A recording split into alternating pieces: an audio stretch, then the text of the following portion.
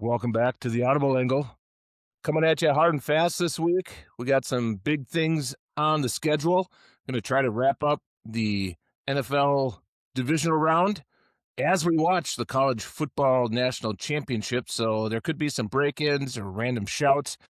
Obviously, if Irby gets the Hoosiers up to a score of 60-10, I don't think we'll be able to stop them. It'll just be a 2-hour ranting celebration about no respect and you know, calling out the game day live or whatever crew did the pregame. They all picked the Hurricanes. It could be a real emotional night.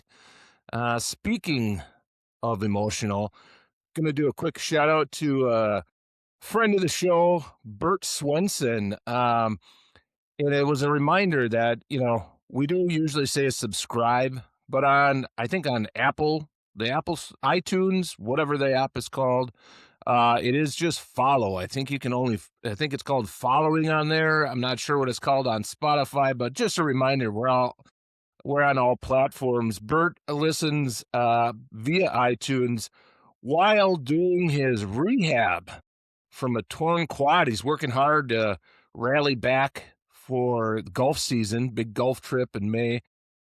Tore his quad in men's rec leagues hockey. Hockey. I believe I don't know what level it is. He's been skating a while, but not his whole life. I'll just put it that way. A little shout out to his team, the Chode Slashers, I think it's called. Chode Slashers. You know, those hockey guys, they come up with some weird stuff. So shout out to Bert Swenson.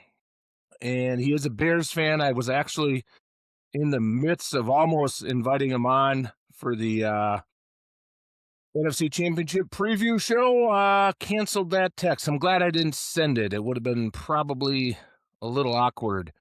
Final piece of business. Stay tuned this week. Got a big show coming up with Carthage College Athletic Director. The Firebirds are going to be in the house later this week. And we got a lot of topics to cover there. Everything from NIL down at, Division III levels. He's got some national championship contenders he's working with and cover a lot of topics. Irby, number one topic of today. And a little hat tip to the Audible Angle crew, because boy, did we call the AFC Championship game. Irby, how does it feel knowing that for whatever reason, and people last show were kind of asking, what are we doing this for? For whatever reason, we recorded a year long. Well, not quite. It started October, with about 30 episodes into saying the New England Patriots and Denver Broncos are total fake news and our nightmare has come to fruition.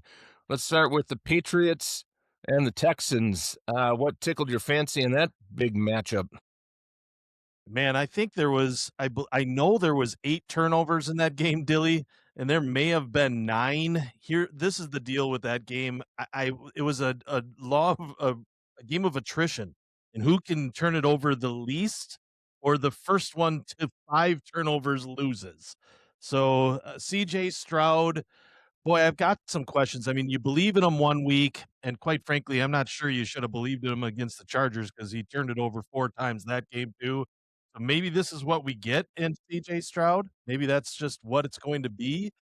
But man, I'm not going to say it was a tough game to watch, Dilly, but it's a tough game to watch. I mean, there was a series there of like 7 minutes where nobody wanted the ball. You take it. I don't want it. You take it. I don't want it. You take it. That kind of stuff.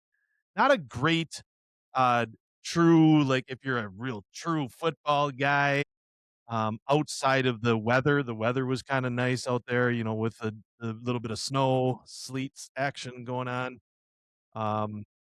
But at the end of the day, I guess the better team won, and that's a question mark at the end of that.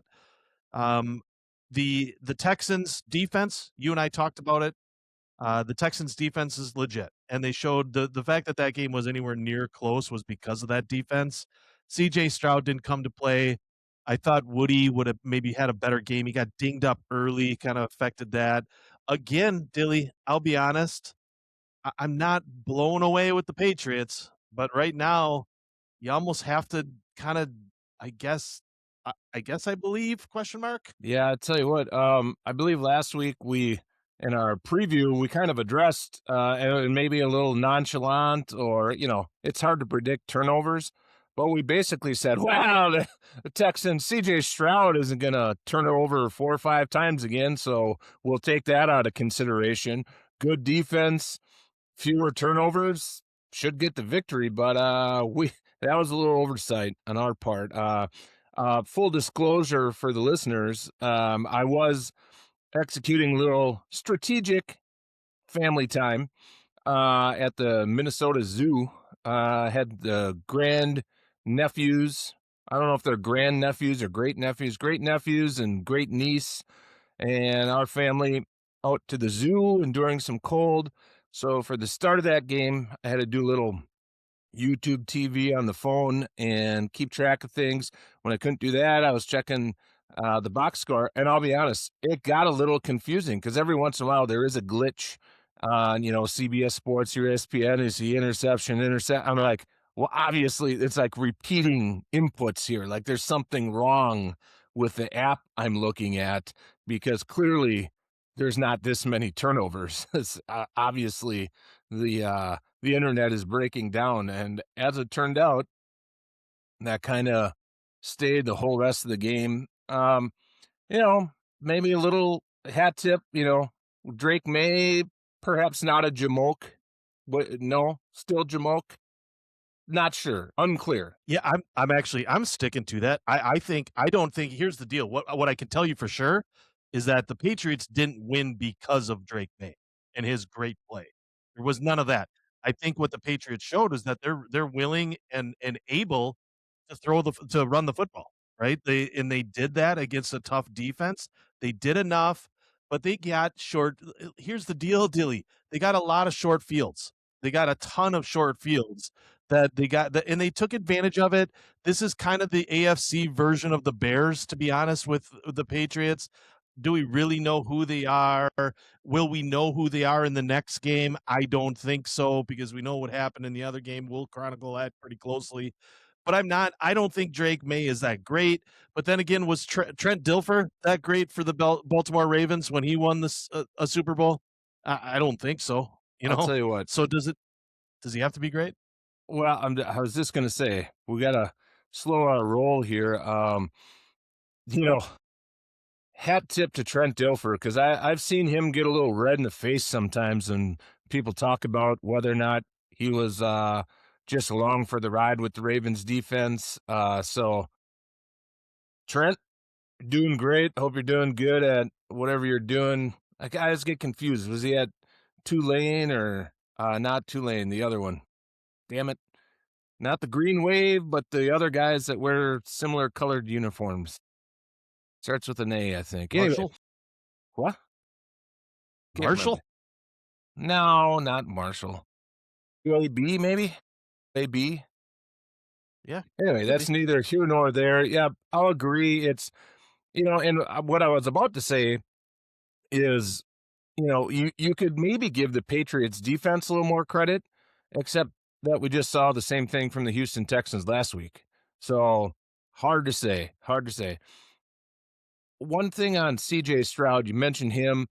I think, and people have talked about this, and not breaking news here, but from a fanalist perspective, I have to laugh when I said that because it's a new word we invented. But I think we get a little blinded from a fantasy football perspective because Stroud did come on the scene as a rookie and really had a great year.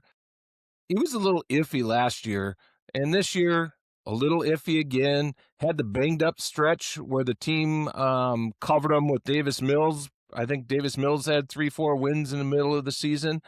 So it's going to be a little dicey for the Houston Texans going forward. And when they have to make a decision on a contract or just do the 5th-year option or big extension, I'm not sure that I'd want to be in the Houston Texans' shoes right now as far as making a long-term decision on CJ Stroud. Um, I think they can do 5th-year option and then extend him after that. But I don't know if he'll like that. Him and his agent might not like that too much. Any thoughts on the future of CJ Stroud? And I'm glad you brought him up here, Dilly, because that was the first time in the NFL season, outside of a few times with Caleb Williams in moments, but an entire first half that I thought CJ Stroud lost complete composure. Like, he was throwing the ball, like, almost closing his eyes and hoping the ball to be caught. Like, it was like, "I'm gonna throw it in there, I think," and then that and it showed. I do have questions with CJ Stroud, and I'm actually impressed, I guess, with the coaching staff of the Texans that they didn't pull him out. I think that would have been very detrimental to his forward progress. So I would tell you that I believe that the Texans believe in CJ Stroud long term, or at least longer term than maybe just next year. But they were definitely thinking of next year because Davis Mills wasn't going to do worse than what CJ Stroud was doing. Some of those throws that he was throwing, Dilly, were to covered receivers, to the credit of that secondary. And that, I think, did impress me in this game, is the secondary for the Patriots is solid. I had no idea how good that Rodriguez dude was at corner for the Patriots. He's good. And now arguably there was a few pass interferences that weren't called, but that's not the difference in this game. I think most good corners get away with that because they have that street cred, if you will, with the officials. But boy, I there was a very confused CJ Stroud. It looked like, and I'm not going to say, I can't imagine that there's an unprepared quarterback at this level of the playoffs, but it looked like he was unprepared for what the Patriots were throwing at him. And maybe that's all on CJ Stroud. And the reason that I say that is I can't imagine that the coaching staff didn't have him prepared or think that they had him prepared. So if he didn't do his homework or he wasn't ready mentally, that's what it looked like, and that was the difference in the game. Yeah, I mean, it is a vote of confidence. It had to be a tough situation when you have not all teams have a guy like Davis Mills who has proven he has, could win this year. And he's been a starter before. He's a pretty experienced and still a young guy. Had to be a little tight in there. People talked a little bit about Nico Collins being out. I refute that a little bit because Nico Collins has been in and out of the lineup a bit this year. And in previous years, they drafted Jaden Higgins and Jalen Noel from Iowa State. So they had some replenishment on the receiver situation. So I don't think that was it. And we're not breaking down the Texans' entire offseason here, but the one thing, and this comes from the memory banks a little bit, obviously the run game left some to be desired, and I think that comes down to the offensive line. They've done some weird things on the offensive line, probably some lack of investment there and a poor choice or two. I mean, they had Laramie Tunsil at one point, traded him away. That could be the thing they need to do to give CJ Stroud a stronger and perhaps final evaluation coming down the road in 2026. Our second favorite, well, you were the New England is fake news guy. I was the Denver's fake news guy. It's a result-based game. Um, maybe I'm right. Maybe we'll be proven right if they both lose somehow and neither make the Super Bowl. What'd you see in that game? That was Denver, and every game had a little bit of diciness to it. I mean, it just seemed like there were some huge calls. Obviously, it's up to you. What do you think about what are catches in the NFL these days? Yeah, boy, they've got to clean that up. That is the number one thing I think in the offseason for the NFL to clean up and tell me what a catch is. Like that, I'm going to go on record here, Dilly, and tell you that that was a catch and should not have been replayed. And what I think I'm disappointed that people aren't talking about is that was pass interference. Like, I don't understand why that wasn't pass interference. Maybe because it's a big play in the game, but then you're okay just giving the just in live time saying, yeah, for sure that's an interception. Like, I could easily see that in frame by frame real time to tell you that's for sure an interception. I doubt it. I do feel that that was a very significant turning point in the game itself. If that goes the Bills' way, I think we're talking about the Bills in a Super Bowl run here. Now, it didn't, and we're talking about the Broncos. So again, I'm staying on your side. Whether they won, they did enough, yada yada yada. I think that we're going to get probably two undeserving teams in the Super Bowl, one of them which is going to get to the Super Bowl. But it's really a funky world out there that these are the top two seeds, and I frankly am not impressed with either one of them.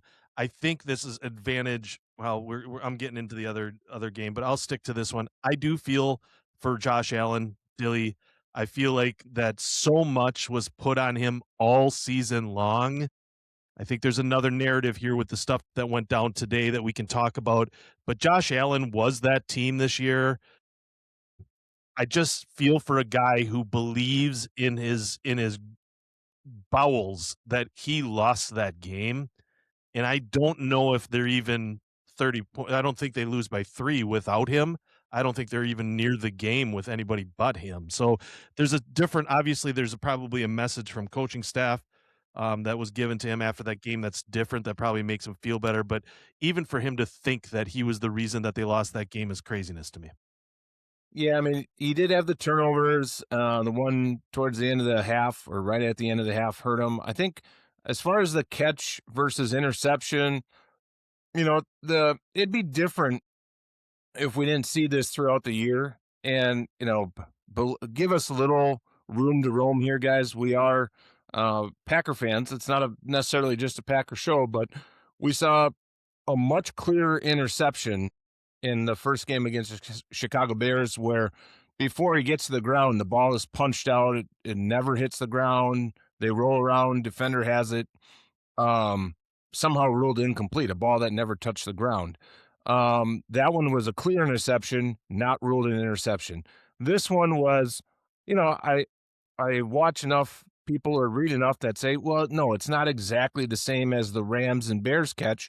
That one was a little bit more of a, you see Adams with the ball and a knee down, a little clearer catch. But those three right there, just off the top of our heads, those are very unclear. And then you brought up a pass interference. The other one for the Buffalo Bills was on their field goal. They had a play earlier in that drive, pretty close, pretty likely to be called interference in the end zone that puts them at the 1 yard line. They win the game probably, and we don't even go into overtime. And then again, you call some, you don't call them all, and it's not perfect, but all of a sudden the second to last pass interference against the Bills was no more egregious, if even as egregious as the one that wasn't called in the end zone going the other way. So you get a lot of inconsistency is the big thing. And we've talked about it before. This thing where they just stand around and there's zero transparency on what the hell's happening in New York. Just some other guys make the call. At least have the goal shouldn't be to cut out the officials on the field. It's supposed to assist them, not have them go, like this. They stand around. They didn't really make the call on the Devontae catch or fumble until they heard from New York. They're waiting to make the initial call. So they get the initial call from New York, and then New York reviews it. Obviously, New York is going to, whatever that is going to agree with itself. So it's not even, in my eyes, it's not even really a review. They quickly make the call to make it seem like a referee is making a call on the field, and then they get to agree with themselves after a minute and a half or however long it takes. And then to not have the officials on the field, it just seems like it's foolish to not have transparency. And then B, if you're going to be like that, who's in charge of at least, why aren't they faking it? Call the ref over. Look, they kind of make it up like we're trying to keep the game flow going and stuff, but at the cost of people not having an idea of what's going on is foolish in my mind. And I'm officially boycotting the NFL if this continues. Damn it. Hey, first of all, those of you that watch this episode on YouTube, Dilly is a professional because he just lost his mic in mid-conversation and he just smoothly never even took a breath, just grabbed the mic, kept talking, finished his thought, and continued with this. I mean, this is why all of those years of broadcasting, schooling that you went through, Dilly, have paid off, and that was nice work. I'm going to agree with you, Dilly. I'm gonna take it a step further. we shouldn't have to have this conversation, and I'm tired of having the conversation, the same one, after a big game. Like, why are we talking about this? It takes an astute watcher of the game, which I believe I am, which I believe you are. We're looking at things that maybe the average Joe watching a football game wouldn't be watching. Numerous times I saw hand to flag from an official and they didn't throw it. You know why? Because they were told in their ear, do not throw it, do not throw it, do not throw it. And what I'm thinking is happening is there's people in New York. This is conjecture. I 100% agree with that. But it without the transparency that you think about and that what you're talking about, Dilly, I am now thinking that this game is being set up one way or the other. I'm not going to use the F word, which is fixed, but I will tell you that it feels funny to me, right? It doesn't look good. It doesn't make me want to embrace this game when you have these questionable calls. And then how are you so definitive on that interception call in a second from 15 yards away, even with the play? Like, he wasn't behind the play, he wasn't ahead of the play, he was dead square 90 degrees to that play, that he knows in real time that that is nope, it's going the other way. I mean, he gave a no this way, the other way, it's an interception. How do you know that? And if that's the case, it was a given thing. And I understand you're going to make a judgment calls in all of these. I am an official at a high school level, but so you make judgment calls and you have to, the whole point is to believe in your call, and 90% of the others will. But then you watch on the sidelines when they're taking a beat before they throw that flag. Back in the day, and when I say that 3 to 5 years ago, Dilly, there wasn't a beat. It was to the flag, throw it, and it's done. And there's no questions. Now there's just too much involvement with who's ever running the New York area, and who knows if it's in New York or Brooklyn, or I don't really care. It's somewhere other than that game, and it's affecting the game, and it's making it bad. Because here's the other thing that I want to talk about. There's too many times that these calls are being judged in slow motion. You got to do it in regular time, make the call and go with it. Yes, I want to get it right, but too many times we're just backing it off, and then there's going to be this instant replay junk. But it is what it is, I guess. And I wish we didn't have to have this conversation. I wish we could have the last 2 minutes and 42 seconds back. That's right, and it's going to go on a little bit longer, even though it's not on the game. We got to come back and wrap our early thoughts on Broncos versus Pats, but it's timely to bring it up. I watch the games when I'm locked in here on antenna. Now there is a delay there. Typically it's been like 7 to 10 seconds, and I've actually, and text isn't perfect either, but I've been in contact with someone in the stadium to say immediately, like, get a text ready, tap it at kickoff, and I'm watching on TV, and then I see it 6, 7, 8 seconds later. So there's a 6, 7 second delay. On X last night, I'm sitting here watching the game on antenna. Devontae Adams makes a sideline grab, amazing grab, and before, they're talking to New York, they're doing whatever magic they're doing and determining if that's a catch or not.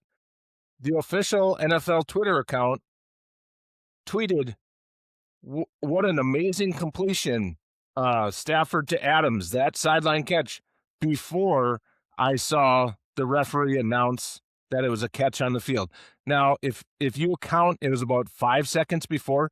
So if you account for the delay on just a regular digital antenna of, 5 to 7 seconds, 8 seconds, I mean, it was almost instantaneous. They had a tweet with the highlight of the play also. So it wasn't just like, yay, he made the catch. It had some effort in the tweet.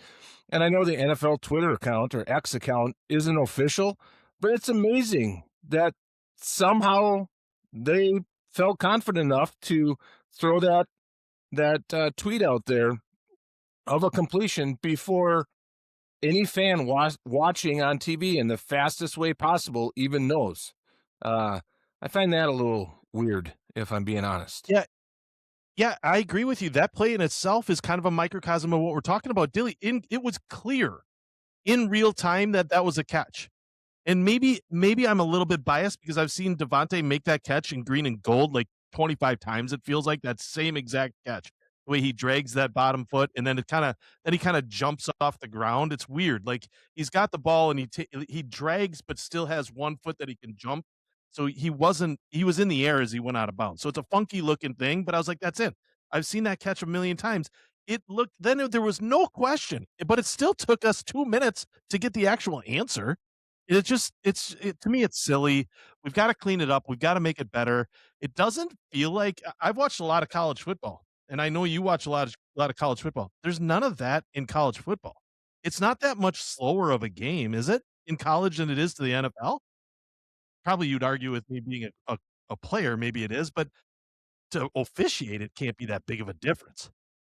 Yeah, of course, as timing works, as we're saying this, they're reviewing one on the field here and not a step out of bounds. But step out of bounds is also a little more reasonable of a thing to slow down frame by frame. That makes a lot of sense. But this stuff where they go with minute millisecond frames to determine if a ball wiggled or not didn't wiggle or whatever.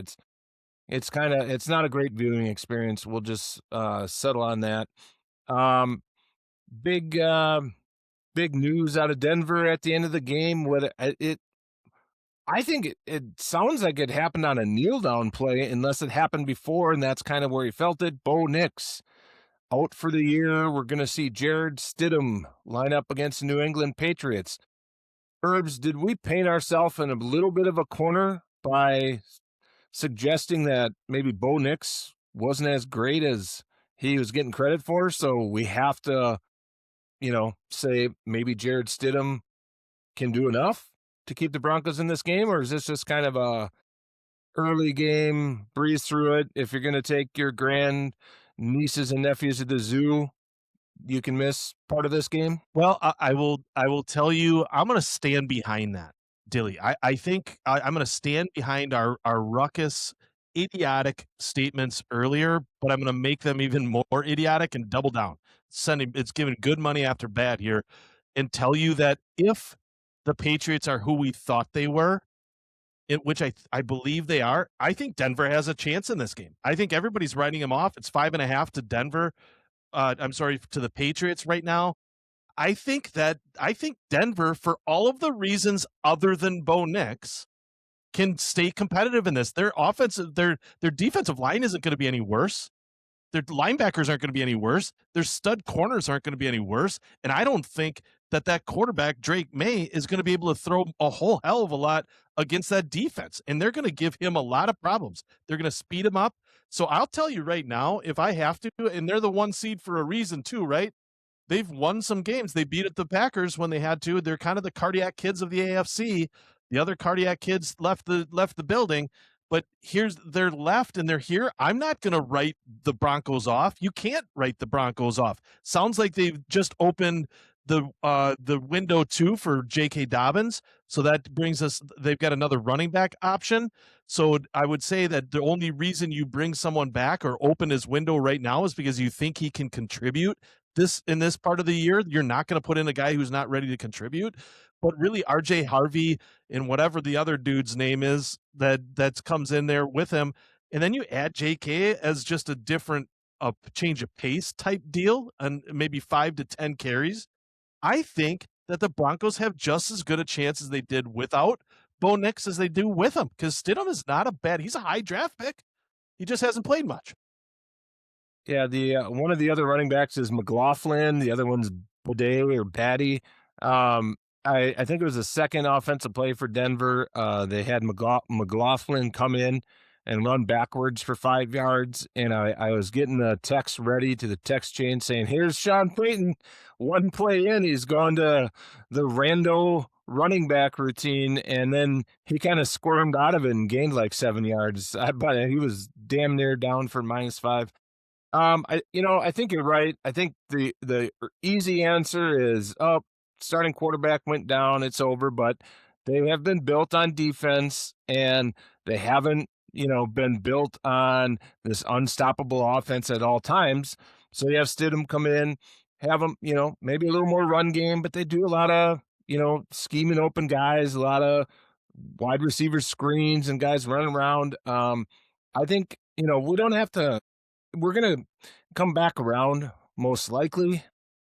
I mentioned a little scheduling crunch this week with our special edition coming up. I should say our bridge up, keep it local episode that we got scheduled this week. I do think, it's early in the week. Probably if you're seeing plus 5.5 for the Broncos, I might put a unit on that and just see how it goes. They're at home. They got some defense. You know, if you don't truly believe in either team has everything they need to make it, maybe take the points and see what happens. In order to keep this moving, let's move on to the NFC, where we have the Rams and the Seahawks.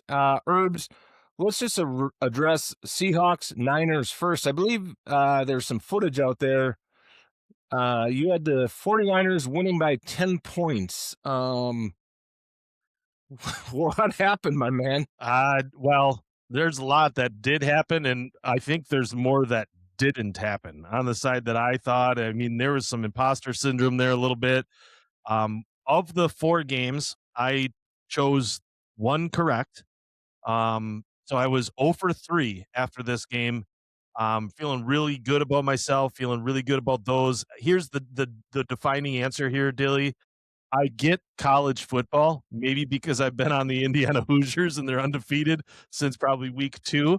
But I'll be honest, I'm not real good in NFL, evidently. Not real good at all, because here's the deal from the opening kickoff. From the opening kickoff, it wasn't close. I mean, it truly was not. Now, it doesn't help that CMC was dinged in the game, probably didn't play I don't think he played much in the second quarter. Did he even play in the fourth? I turned this thing off in the fourth quarter. I think he didn't play in the third quarter. So, here's what I will tell you, Dilly, and maybe before I answer this, I do wanna turn it to you.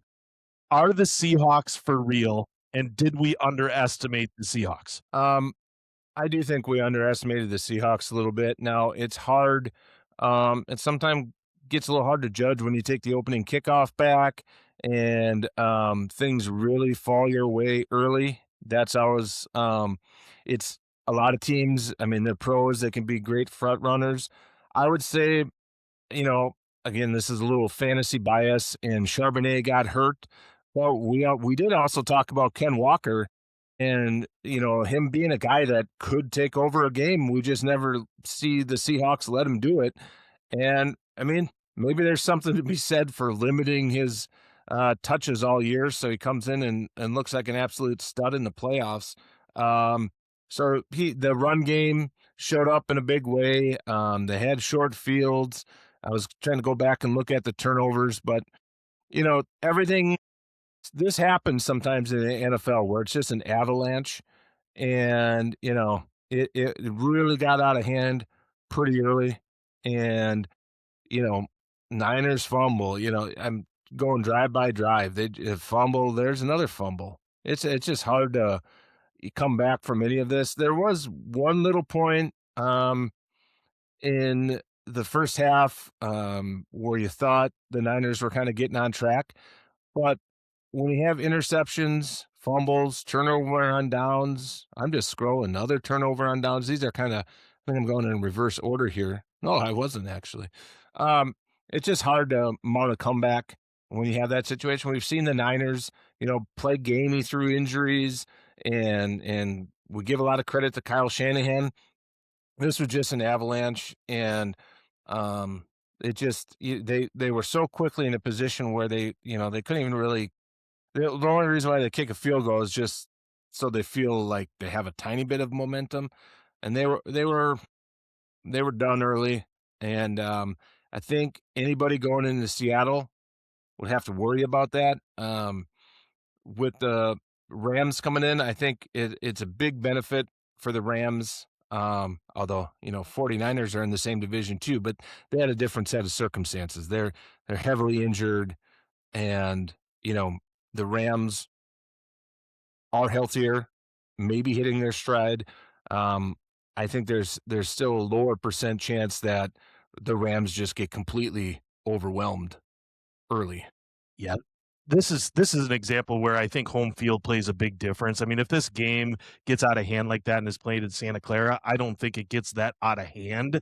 But in the same when the same scenarios happen, but Seattle is a tough place to play with all things equal, and it's a really difficult to play when you're starting to give the ball away, when you're handing it over, and teams this was a 49ers team that was probably playing with momentum positively with a depleted squad. And it doesn't help them that they were, 4 or 5 guys got injured just recently and they couldn't get their spark with Warner to come in and as the linebacker. So that was probably a letdown late season. Those are all excuses, Dilly. Bottom line, our guy, the Seattle Seahawks came to play and they hit him in the mouth and they didn't look back. I think in every playoffs, in one of these divisional rounds, there's always a whitewash game. This was it. This was kind of it. The other ones were pretty decent. So we just obviously I shouldn't say we, I missed horrendously on this. I just missed my 10 winning by 10 by about 35 points. I did. I was looking around. I did actually write down the picks that all three of us made. That was an obvious one. I think me and Druzy both took the Seahawks, although I'm prone to flip flopping. So who knows where I was at on the actual spread? I think I did have Seahawks winning, and I have been kind of a 49ers fake news team all year long. We got a big play here. Speaking of fake Yeah, news, fourth down. Did they fourth make it? down, I fourth don't think they 4th and 1. Indiana's up 10. give it to him. Yeah, Give it to him. There's the old Signetti's Signetti stare. There's the old Signetti Signetti stare. What are you stare. doing? What are you looking at, man? He gets to the line. I think he gets to the line. Where's the ball? It's right at his helmet. That's Ooh, probably what that it is is. and the eyebrow raise. Signetti, man. All right. Yeah, you're gonna Back to get it. action. Did we miss anything from this weekend? We got the Rams, they advance and they're facing the Seahawks. What did we cover? Pats and Texans, Broncos, and Bills. Seahawks beat up on the 49ers. Rams advance. Yeah. Yeah. Good. That was a good weekend of football. Real good weekend of football. Duh, Bears. Uh, I'll tell you what, we had a meeting, a production meeting, as always, where we write up the script and we got to try to figure out how to cover the Bears here. And let's just admit it, we watched the game. We saw some plays. I think the Rams were the better team and they advanced. Um, I'd love to hear from Bears fans a little bit more. I just hope they enjoyed the ride. I mean, it's a fun time. I think I said it. This was in personal text change. I can't remember if I said it here, but I warned them, man. Now it's divisional round. Made it to.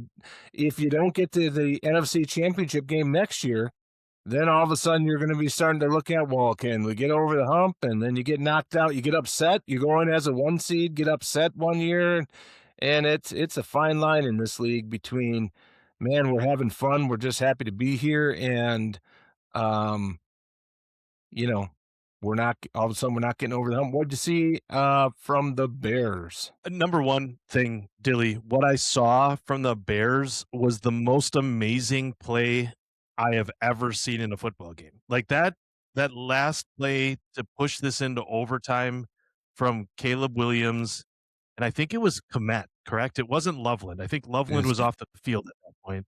Yeah, It was correct. Komet. I have never in my life seen a quarterback turn and run 30 yards backwards to get him space so he can step into a 60-yard throw. Last second, the only thing you can do is throw that and then have a guy that is literally that wide open. It blew my mind. I looked over and I looked at Gavin immediately. I looked at Deb immediately, and my response was, "It's got to be fixed." Because all I saw was that corner like flying forward a way that it had to be pass interference. For the record, Dilly, it was not offensive pass No. interference. It was just one of the most amazing, and I'm going to embrace this. I am going to say a lot of things about the Bears in this little segment that we're going to have. Please give us 5 minutes on this. But I will tell you right now, that is one of the most amazing plays I've ever seen. Unlikely plays I've ever seen. One of the greatest plays. If I was a Bears fan, I would have been flipping out. I was in complete and utter disbelief that that could happen. Yeah, and I'll tell you what, the NFL earned the skepticism there from all the officiating, you know, oblique opaqueness. Sorry, I was thinking of Sam Darnold there. The opaqueness on this New York shuffle deal, and then it was for some reason you couldn't get a clear replay of it for it felt like 5 minutes. They're showing Caleb falling backwards. They're showing the last second. So you were sitting there thinking, how did this defensive back? How is he far away and then like diving forward even further away? But finally they got the replay and it was like, yeah, he like Komet couldn't have pushed him off if he tried because the guy wasn't close enough. And then he ejected further forward. It was bizarre looking. If you just see that, the main feed, the initial feed cutaway, you're thinking, oh boy, here we go. What is interference? What is a catch? But that one was clear. So settle down, Bears fans. Oh, we'll have to be careful to see how the producers cut this one up so it doesn't seem like we're saying it was pass interference, offensive pass interference or anything. Yeah, I mean, that was fun. It was it's a wild game. You kind of felt like the Bears defense um, was better than expected. I didn't have a ton of faith, let's be honest, in the Rams heading up into the cold on blustery day in Chicago, but they played pretty well. The Bears defense turned up the heat with blitzes, and as opposed to the Packer game, the they responded enough. They gathered themselves up enough. And how about the Rams defense? I mean, they were stout on short yardage. You get to 3rd and 1 and back them up to where they had to punt a couple of times and stopped them on 4th down a couple of times. That was a real effort, and it'd be interesting to have a chance to watch that and break that down, or better yet, watch a better analyst break down exactly what the Rams were doing, because it seemed like they had Verse was standing up on some of those too, so they were maybe playing it in a way where they are just shooting a gap with certain guys, and then the other guys, the rest of the defense is kind of guided around. You have to have everybody knowing where they're supposed to fill in there. If you give one or two guys the just shoot forward anywhere you want, and you have to trust the other guys to fill in. So those type of plays can sometimes turn into huge gains if a guy flies up there and doesn't make the play, or the other guys don't cover for him. So that was probably the most impressive thing, other than the amazing 14-yard Hail Mary that no one will ever forget. I was amazed at the Rams defense shutting the Bears down in key short yardage situations. Yeah, I agree with you, Billy, and that actually made a huge difference. I'm sure you heard post game with Ben Johnson talking about why he didn't go for 2, and the reason he didn't go for 2 is because what the Rams were doing to them on short yardage up until that point. So that's a huge game changer, and I love that transparency. I don't think Ben Johnson probably should have been that transparent, to be honest, because people save those tapes, they save those that thought, so your tendencies are kind of shown there a little bit. Maybe that's just being a new coach, head coach, if you will. But boy, I do think that the story of the game was more the defense and the short yardage defense from the Rams. I really thought throughout the game, Dilly, that I thought the Rams were throwing an exorbitant amount. Like, they did not go to the run game, and the run game was successful when they had a chance. It wasn't as if the Bears were completely shutting it down. The idiot, I don't know. I think that was that, I forget if that was that a Fox game. If that was a Fox game, whoever were the commentators, they were off, man. They were talking about how the Rams run defense or run offense has been non-existent. I'm like, nope. If you looked, I think they are averaging 7 yards per carry, but they just weren't they weren't running the ball often. I bet you they ran the ball maybe less than 12 times in the entire game. I'm sure you're gonna look that stat up if you can grab it. But I thought in the weather, it surprised me how heavy they leaned on Stafford. And that was an impressive part of the game because I thought Stafford did pretty darn good. The second part of this is we've got a new budding star. How about the kicker for the Rams, man? He's my favorite dude because he's like every dude in the tavern is like who tells you, "I used to kick in high school. I can do this shit." Dude, you're 350 pounds. I can still do it. I can still kick it. This guy, I forget what they call him. They had a nickname. The I think thicker they kicker. yeah, the thicker kicker. I love that. This guy is they showed him on the sideline staying warm. I'm like, "Dude, you don't need to stay warm. You got plenty around there, man. You look like an offensive tackle or maybe a guard." When they were real close up to him, and when he comes out, he's just a smaller dude, but not, I mean, smaller in the sense that he's not a real tall kid. But man, in the clutch, rookie kicker, nice stuff. I was very happy to see that. I do have one more thing to say about that game, a couple of stats that I pulled, but I wanna throw it back to you on some more, thoughts on it. Well, I'd definitely say in your circle of former Division 1 soccer players, maybe hanging on in rec leagues too long, yeah, I bet you could get a lot of guys in the bar after some pickup soccer matches or men's league that say, "Well, shit, I can go out there and kick 50 yards, and I'm not in shape, and I don't even have to get in shape. I'll just keep drinking beers." Yeah, final thoughts on that one. You brought up the fourth down, or going for it, for going for two at the end of the game by Ben Johnson, and I do think you see that sometimes in the NFL. The Packers against the Bears in the first half of the playoff game. The game, I think Thanksgiving against Detroit, where they were real aggressive on fourth down. There's a natural progression in the game where if you get one or two that work, then you get deeper in your bag. You get to play off all that stuff. You get to come back and do the opposite stuff, or you figure out if they don't have a solution for it, you can go back to it.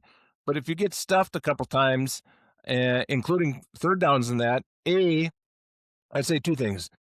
If you get stuffed, your bag gets shallower because you can't play off the other stuff because it wasn't working. Or, and I think this is maybe a Ben Johnson, you know, criticism. It's a light criticism. They had a great year, and maybe Dan Campbell has run into this in year 5 or 4 of going for it all the time. Eventually, you deplete the playbook a little bit. When you have a whole bunch of film out there, and then in the course of the game, they know exactly what you're trying to do. It's not like you have uh, 15 perfect short yardage plays, or most coaches don't.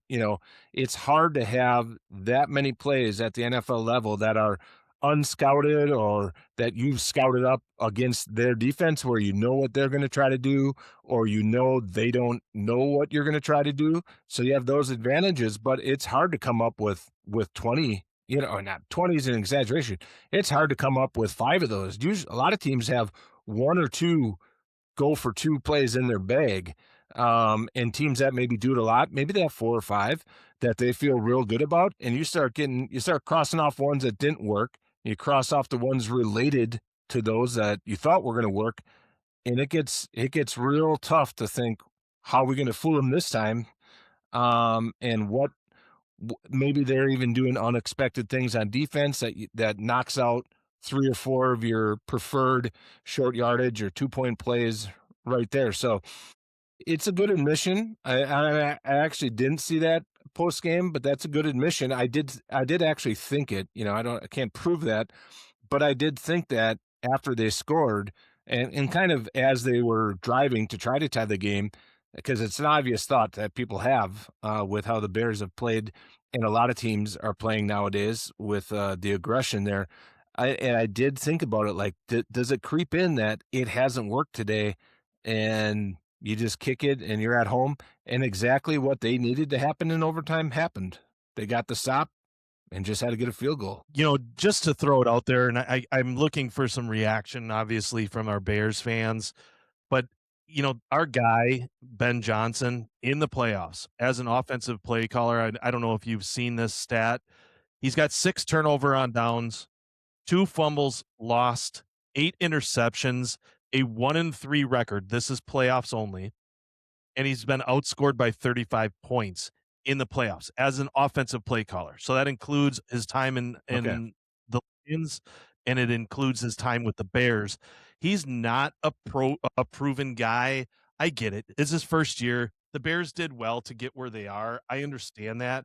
The other thing that I do want to just mention, Dilly, is maybe we need to expire. I think I texted you this, and this comes from a conversation I had, and it was hilarious conversation with Coach Roberts, who we had on the call, Ravens fan, about is there an expiration date on dressing up as Ditka in the stands for the Bears fan? I I forgot that mean, you text that. Yeah. I think that there should be an expiration date, or we need to see a little bit more creativity from Bears fan. Like, we need to see a Hallis. We need to maybe see a couple of other coaches. I mean, Averfus. yeah, somebody, we got to get some more stuff out there. I mean, is what it is. I will tell you, and I don't know if your mentality, we still have to go over this next game, this last game, Seahawks Rams.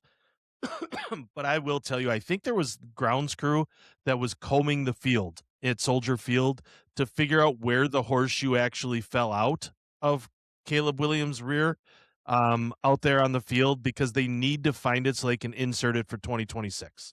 Because that was a crazy ride. A lot of things went their way. Very interested to see how next season goes.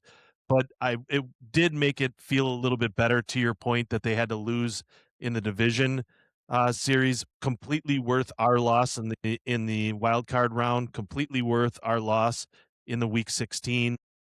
There's a lot of reasons that I wanted to do that. I've never been so happy on a neutral site game. Yep, and, well, when you text me that about, the fans dressing up like Ditka, you know, I like Ditka, I kinda like the look. I guess where I would, maybe where I'd go with it is, let's see some, modifications. Let's see, why isn't there an old Ditka? Or, Ditka in the wedding dress scenario with Ricky Williams in the Saints. I always think, Santa Ditka, Fat Ditka, you know, I don't know, female Ditka, maybe a hot babe in a summer game, maybe, real warm game. That might be a good look.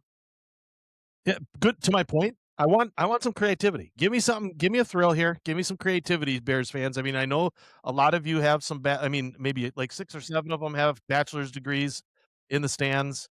There's a couple of that graduated high school. There's a couple, probably a handful of people that have some GED education. So let's use that creativity. Let's use the other side of your brain. Let's get some creativity there, Bear fan. And the other thing I thought too is maybe if you have talk to your friends, maybe, or you have a nomination process where the two guys that really pull it off, they can go classic 85 Ditka. Everybody else has to work to their strengths. I would have to do, I don't know, I would do, I guess, normal size McCarthy. I guess I could pull that off. I can't pull off LaFleur. I'd have to be fat LaFleur. And we talked about fat LaFleur. Let's just be real. I'm not gonna get a size medium honor the troops hoodie and Yeah. you know Yeah, I I'm mean not it's going. I'm not going with Sean McVay. I'm not going to do the Sean McVay sprint. There's none of that. I agree with the hair. I agree with the hair. It's gonna. I mean, you can go on the side. You can trim her up tight. You can bring it in tight. Yeah, I'll tell you what, this was a little staged because when I watch myself on here, man, I need to hit a tanning booth or get healthier or something. But I do every once in a while when I see myself with a hat on for 45 minutes, I do have the urge to be like, all right, guys, just so you know, I'm not, it's thin. It's getting thin, but I'm not like hiding. It's not a whole thing I'm hiding up here. Herbs, let's get into our prediction and then we'll have a quick open air production meeting. Rams and Seattle. We kind of reluctantly we took the points with Denver. We'll leave it at that. What do you got? Rams, Seattle. That's about 2.5. For Seattle's minus 2.5. Do you think the Rams can pull it off? I'm pulling for the Rams. I'll just say that. It's a little bit of a connection with Devontae. Let's get him a Super Bowl chance. Um, and I do kind of think they're the better team still. I th I think they're a more complete team. I saw a lot more from the Rams defense than I thought they had to show. Okay, like, I think that their defense is legit. It's going to always be difficult up in Seattle. It's never going to be an easy game. I think it's well chronicled now that Sam Darnold is injured. Maybe he'll be a little bit healthier after a week of rest because I'm sure he's not gonna be doing enough or much in practice. But and here's the deal, there's medication for what he has, and he obviously and I think it was told that he was shot up pretty heavy on the a couple of times on the sidelines to keep healthy in that game. But Stafford's a winner. He's an absolute winner. I think Puka Nacua and I think Devontae Adams, they had that new guy with the long dreads that was pretty solid in the game against the Bears early. They kind of went away from him afterwards, which is probably what you should do. Go to your guys that you know are going to catch it and run. But that offense is the real deal. I think they need to please, Sean McVay, run the damn football. Please run the football. And I think you've got a chance. At least show the effort to do it. And I'm not talking Matt LaFleur effort and do it stupidly. I do it Sean McVay-ish, like, not Matt LaFleur-ish. But I like the Rams in this game. I would take the point. I guess I think the Rams win. I do like the Rams. At least it's going to be a close game. This will be the game of the weekend.